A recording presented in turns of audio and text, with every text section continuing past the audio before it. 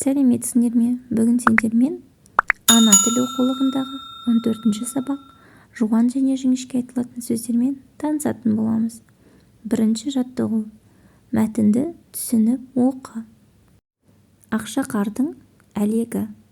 Балалар, бүгін біз үлкен тәртіпсіздік жасадық, деді ағай.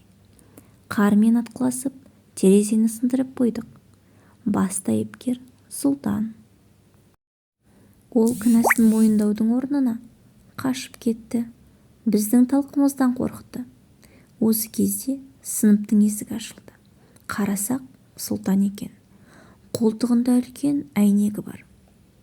Мен қашып кеткенім жоқ. Үйден әйнек пен алмас алып келдім, деді. Біз Сұлтанға риза болдық. Бұл мәтіннің авторы Бердібек Соқпақбаев. Мәтін неше бөліктен тұрады? Әр бөлікке ат қой, дейді. Балалар, мәтінге қарайықшы. Мәтін 4 бөліктен тұрады екен. Әр бөлікте не туралы айтылған, дейді. Бірінші, тәртіпсіздіктің болғаны туралы және қармен атқыласып жүріп, терезенің сынып қалуы. Оған кінәлі Сұлтанның болуы.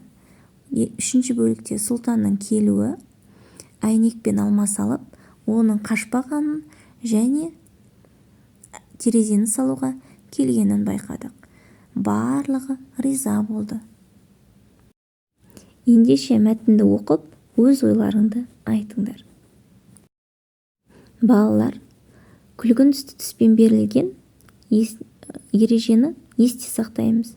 Сөздегі дауысты дыбыстар жіңішке болса, сөз жіңішке айтылады. Мысалы, үй сөзінде ү дыбысы жіңішке. Көгершін, е сөздері жіңішке. Өнер сөзіндегі е сөздері жіңішке. Екінші жаттығу. Сөздерді көшіріп жаз. Әйнек, кінә, тәртіпсіздік, бүгін сөздердің жіңішке айтылу себебін түсіндір.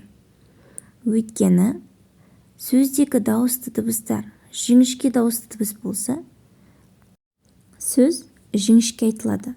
Әйнек сөзіндегі е, кінә сөзіндегі ә сөздері жіңішке дауысты дыбыс болғандықтан барлығы жіңішке айтылады екен. Есімізден шығармаймыз. Үшінші жаттығу. Бос түргөздерге керекті әріпті қойып оқы. Бірінші бөлікте күн, түн, жөн деген сөздер шығады екен. Ал екіншісінде пана, сана, шана деген сөздер шығады екен. Үшіншісінде шөп, төр, сөз деген сөздер шығады екен. Енді осы сөздердің ішінен өзің қалаған бір сөзден сөйлем құрап жаз. Мысалы, күн сөзін алайық. Күн жарқырап шықты. Осылай өздеріңе қалаған бір сөздеріңді алып, сөйлем құрап, көшіріп жазыңдар.